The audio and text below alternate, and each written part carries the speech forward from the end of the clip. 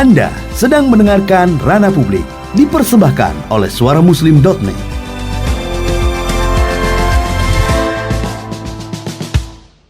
Safari subuh kan dari masjid kita bangkit gitu ya. Nah, kita masih harus tetap bangkit dari masjid, mitra muslim. Ini seiring akan diselesaikannya PSBB. Kalau di Jakarta kan masih ada masa transisi, tapi sebagian masjid sudah mulai dibuka. Jawa Timur pun sebagian masjid yang berada di daerah hijau, zona hijau, bukan zona hitam. Dibolehkan untuk membuka untuk sholat Jumat begitu. Tapi tentu harus ada persiapan, harus ada teknisnya dan lain sebagainya. Nah, itu nanti kita ajak mitra muslim untuk bergabung dalam diskusi peran masjid di masa pandemi ya. Untuk interaksi 03156245555 atau melalui WhatsApp di 0855300938. Dan di pagi hari ini kita sudah langsung tersambung dengan masjid, salah satu masjid yang sering banget ya kita bekerja sama juga, dan mitra muslim sudah tidak asing, yaitu Masjid Ar-Rahmah Surabaya. Kita juga bekerja sama dalam kajian Ar-Rahmah, biasanya kajian udara Ar-Rahmah atau kurma. Tapi karena masa pandemi ini jadi masih libur gitu ya. Nah, ini bagaimana kita akan ngobrol-ngobrol langsung dengan ketua takmirnya gitu ya. Ada Ustadz Muhammad Al-Farobi, ketua takmir Masjid Ar-Rahmah Surabaya. Langsung saja kita sapa beliau. Assalamualaikum Ustadz Farobi. Waalaikumsalam warahmatullahi wabarakatuh. Kabar baik Ustadz? Alhamdulillah kabar baik pagi. Ini suara saya jelas Ustadz ya, didengar? Jelas, alhamdulillah jelas. Alhamdulillah. Ini saya dengan rekan saya Muhammad Nasir ini, Ustaz.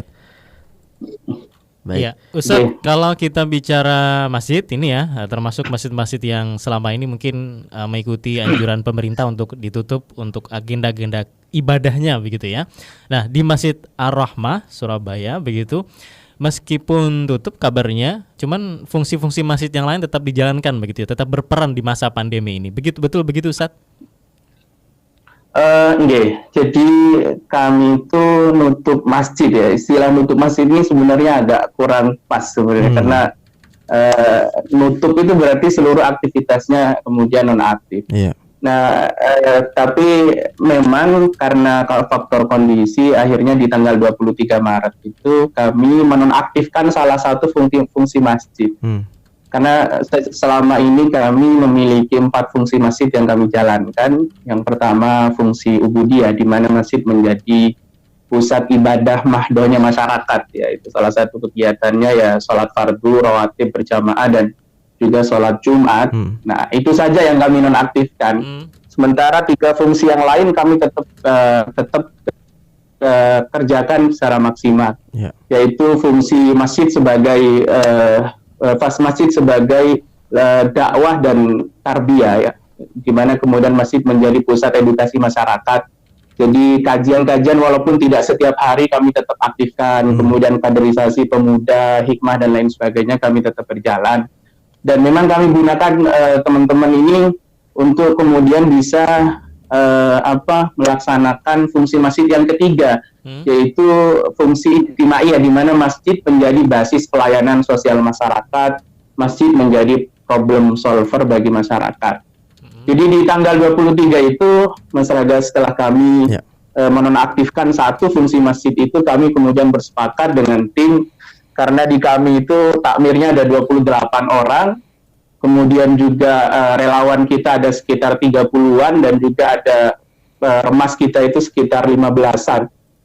Jadi kami sepakat waktu itu untuk kemudian menggarap sisi gimana masjid punya peran untuk bisa ikut terlibat dalam melayani masyarakat, terutama mereka yang terdampak COVID. Maka kita punya program, waktu itu kita membagikan masker 1.500 masker kepada masyarakat secara gratis. Kemudian juga kita membagikan sekitar 2.000 paket sembako kepada masyarakat. Bahkan kita itu juga ikut terlibat dalam menyumbangkan APD kepada 6 rumah sakit di Surabaya, itu sekitar 650-an hazmat itu kita sudah bagikan.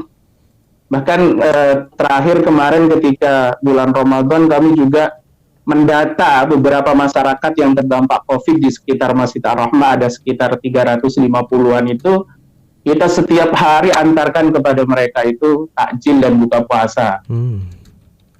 Bahkan juga yang menarik, karena mungkin ketika teman-teman ini sudah sering wirawiri ngantarkan, bahkan ambulan kami itu kami nonaktifkan, kami jadikan sebagai armada untuk ngantarkan bantuan ke masyarakat itu, akhirnya itu membuat zakat kita, zakat fitrah itu menjadi luar biasa, naik hampir 4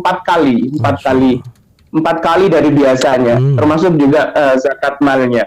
Itu zakat fitrah itu dari jamaah sekitar masjid atau mungkin dari luar jamaah masjid? Jamaah sekitar masjid, bahkan juga perusahaan-perusahaan sekitar masjid yang biasa melihat armada kami itu wirawiri terus, kemudian kami ngantarkan kepada masyarakat makanan setiap hari begitu. Akhirnya ada satu perusahaan itu yang cabangnya, seluruh cabang di Indonesia itu semua zakatnya dikasihkan ke kami, seluruh karyawannya itu, sampai tembus di angka 1.200-an muzaki waktu itu. Dan uniknya, karena ini masa pandemi, kami kemudian mengcombine ya antara zakat mal dengan zakat fitrah. Karena zakat mal kita juga tembus di angka 200 juta waktu itu, bulan kemarin itu. Maka zakat fitrah yang asalnya beras saja itu yang 1.000 lebih itu kemudian kami combine dengan zakat mal, kami tambahin itu zakat fitrah itu dengan minyak goreng, dengan kecap, dengan mie instan, sehingga kemudian jadi satu kesatuan yang berupa sembako. Tapi ketika kemudian kami memberikan kepada mustahik, kami sampaikan bahwa berasnya itu zakat fitrah, kemudian sembakonya ini zakat mal gitu. Dan itu sangat membantu sekali. Dan sampai hari ini kami terus bergerak di program ini, yaitu masjid sebagai basis pelayanan sosial, dan kami memfungsikan perolehan zakat mal itu untuk kemudian bisa membantu masyarakat yang terdampak COVID. Selama 2 bulan masih ditutup, kami lebih banyak di sektor ini kami beraktivitas. Termasuk juga fungsi yang keempat sebenarnya, masjid sebagai pusat ekonomi. Kebetulan memang kita punya karyawan takmir kita itu stafnya itu 28 dan memang semuanya kita gaji, maka kita punya tuntutan bagaimana gaji karyawan ini kemudian tidak ngambil dari infak masjid. Maka kita sejak 1 tahun yang lalu mendirikan 2 unit usaha. Yang pertama di Ar-Rahmah Mat, yang kedua di Ar-Rahmah Catering. Nah, maka ketika masih ditutup, maka OB-nya, kemudian satpamnya, kemudian bagian programnya, kita semua alihkan sumber daya mereka itu untuk kemudian bisa menggarap 2 unit ini. Di MAT itu kami menjalankan istilahnya itu jasa antar gratis untuk bisa membantu masyarakat agar mereka bisa belanja tanpa harus keluar rumah.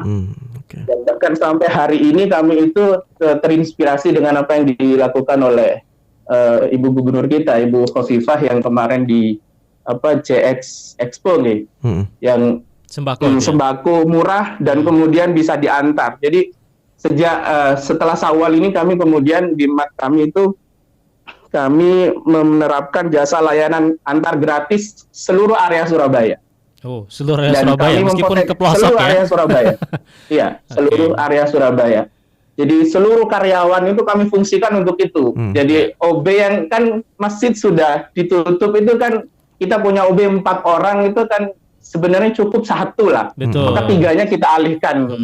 Kemudian satpam kita juga ada 4 orang, kita alihkan beberapa. Kemudian juga ada bagian program, ada sekretaris yang istilahnya ketika masih non-aktif fungsinya di sholat fardu sama sholat Jumat itu, maka banyak yang tidak ada aktivitas, maka kami alihkan ke situ. Termasuk juga unit catering kita itu kita kirimi company profile beberapa perusahaan yang ada di Perak untuk kemudian bisa bisa kita layani untuk makan siangnya. Dan alhamdulillah kemarin ada Bank Mandiri, kemudian ada PT HSN Group yang kemudian join atau sinergi dengan kita. Ustadz, kalau dengan begitu kemudian tetap berjalan sih. Ya, Tetap ada fungsi-fungsinya aktivitas. tetap berjalan gitu Ustadz ya. Hanya fungsi ubudiyah tadi yang tidak berjalan karena kondisi Ya, COVID betul. ini. Nah, ketika kemudian ada imbauan untuk menuju ke kenormalan baru atau new normal, PSBB akan berakhir dan masjid-masjid akan diberikan izin untuk buka kembali, kesiapan Masjid Ar-Rahmah sendiri bagaimana nih Ustadz? Jadi sebenarnya ini salah satu yang membuat Ar-Rahmah jadi sangat sederhana ya, bahwa sebelum ditutup tanggal 23 Maret itu kami sebenarnya sudah menerapkan beberapa protokol standar, termasuk ada hand sanitizer di setiap titik pintu, kemudian ada cuci tangan, kemudian kita juga menyiapkan masker, kita sudah gulung karpet, kemudian sudah bahkan dalam salah satu program sosial kita itu kita punya program memberikan tempat cuci tangan kepada 200 RT dan juga kita memberikan jasa penyemprotan desinfektan kepada 100 RT. Jadi kita itu punya alat beberapa yang kalau alat itu tidak kita pakai, kita bisa pinjamkan kepada beberapa RT yang mau, kemudian kita siapkan cairannya dan lain sebagainya. Iya. Sehingga dengan begitu sebenarnya cukup sederhana, kami sudah, istilahnya kalau memang nanti Dewan Syariah memutuskan untuk buka, maka insya Allah Sudah siap sudah untuk dibuka, karena sudah berjalan sebelum kami tutup, gitu loh. Iya. Dan ditambah lagi, Ar-Rahmah sendiri tidak sebesar Masjid Al-Irsyad, Masjid Al-Falah, jadi saya pikir cukup sederhana lah. Oke, Begitu. baik. Mungkin terakhir Ustadz sebagai penutup ini ada harapan yang ingin disampaikan khususnya untuk Masjid Ar-Rahmah mungkin ya di Surabaya atau masjid-masjid yang lainnya ada di Surabaya dan sekitarnya Ustadz. Jadi begini, kalau memang pada akhirnya masjid ini harus dibuka kembali, ya, kalau dibuka kembali maka harapan kami dibukanya serentak, gitu. Sehingga jangan satu dibuka, satu ditutup, itu kemudian tampak sekali kita tidak kompak. Yang pertama. Kemudian yang kedua, masjid selain menyediakan protokol standar di dalam internal masjid sendiri, masjid juga tidak hanya menyiapkan, tapi juga atau tidak hanya mengedukasi, tapi juga menyiapkan bagi masyarakat apa yang dibutuhkan. Betul. Contoh ketika masjid harus menerapkan protokol standar, harus pakai masker, masjid juga harus memproduksi masker agar kemudian masyarakat itu nanti juga ketika datang ke masjid tidak punya masker, masjid bisa memberikan masker. Ketika kemudian, jadi tidak hanya sekedar mengedukasi, tapi juga menyiapkan apa yang dibutuhkan oleh masyarakat. Kemudian yang terakhir, masjid juga harus tetap bisa menjalankan fungsi-fungsi sosial kemasyarakatan, bahwa masyarakat ini tidak hanya takut pada COVID-nya sebenarnya juga sih, walaupun COVID itu real ya, tetapi juga mereka juga takut pada krisis ekonomi yang kemudian akan melanda besar-besaran. Kami itu terus terang di lapangan banyak menemukan kasus di mana orang yang kemudian tidak bisa makan. Maka kemudian kami data, kami antarkan setiap hari, bahkan kami punya tim khusus di mana 3 kali dia balik ke tempat itu untuk kemudian mengantarkan makanan. Bahkan sempat catering kami itu kami buka menjadi dapur umum yang didanai oleh Zakat Mal, untuk kemudian siapa saja yang di daerah Perak ini kemudian tidak bisa makan, lapor pada kami akan data, kami akan antar. Kemudian itu juga penting gitu loh. Jadi selain kita concern di dalam, tapi juga di luar kita juga punya aktivitas yang bisa membantu masyarakat. Itu saya pikir yang bisa saya sampaikan. Terima kasih Ustadz Muhammad Al-Farabi atas penyampaiannya. Semoga menjadi inspirasi juga untuk masjid-masjid yang lain gitu, yang takmir-takmir yang saat ini sedang menyimak juga. Betul. Sukses selalu Ustadz. Semoga bisa jumpa kapan waktu nanti. Kami semua. Amin. Ya amin insyaallah. Assalamualaikum warahmatullahi wabarakatuh. Assalamualaikum warahmatullahi wabarakatuh.